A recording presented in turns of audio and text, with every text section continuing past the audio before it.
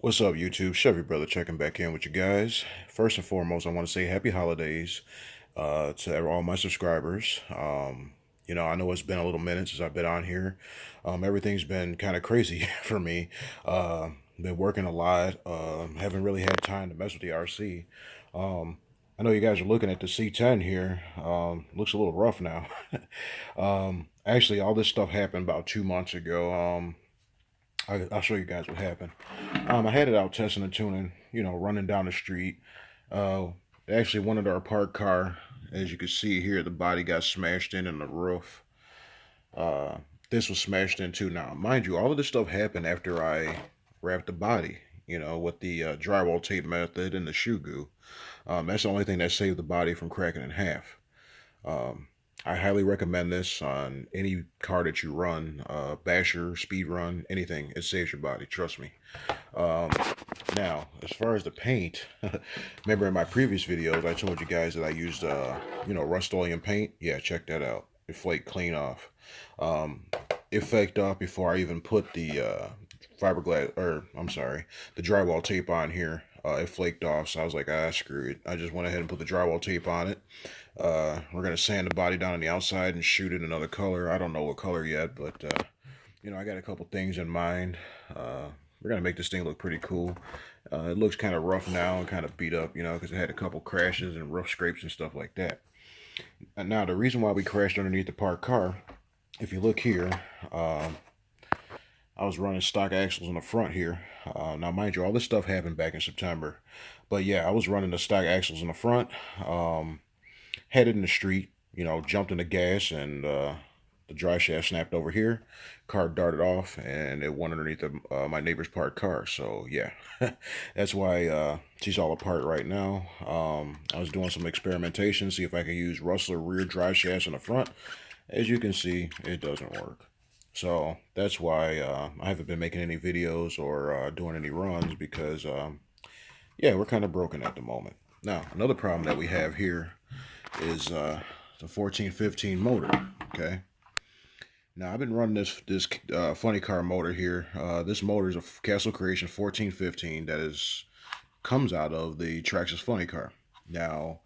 Now, if you guys seen any of my videos, you guys know every car I built, I ran the same exact motor. This same motor, not another one, not two motors, the same motor.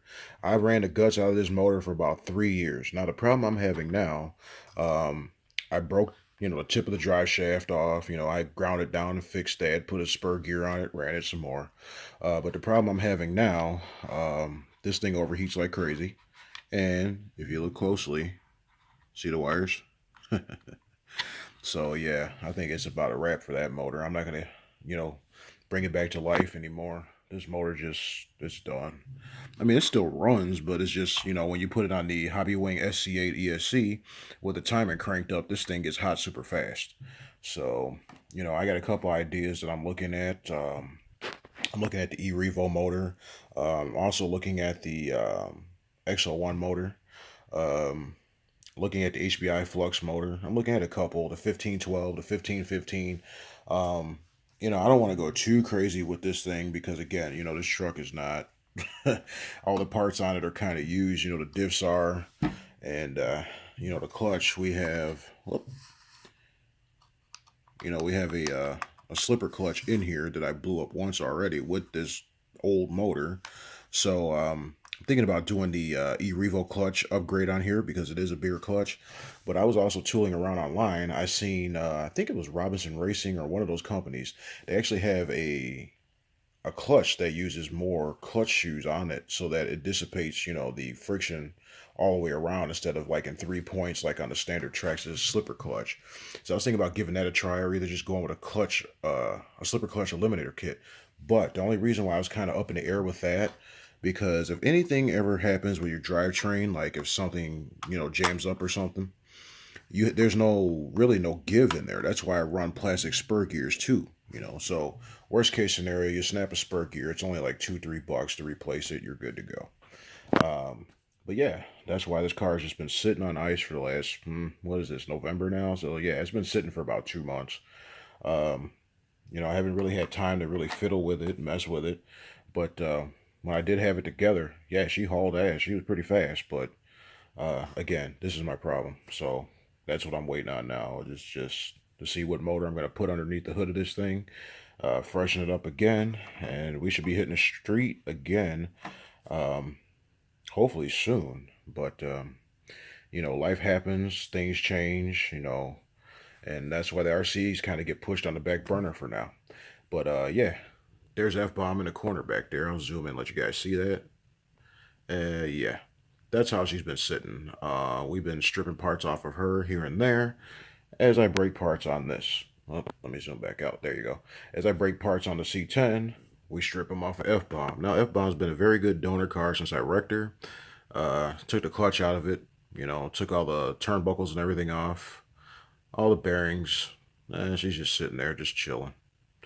I don't know if I'm going to bring this car back to life. I know I talked about it before. Put it back together, ran it down the street, crashed it again. So, yeah, I don't think this car wants to run at all. I think it's seen better days. It's just basically a shelf queen now. But this is the car that started it all for me right here.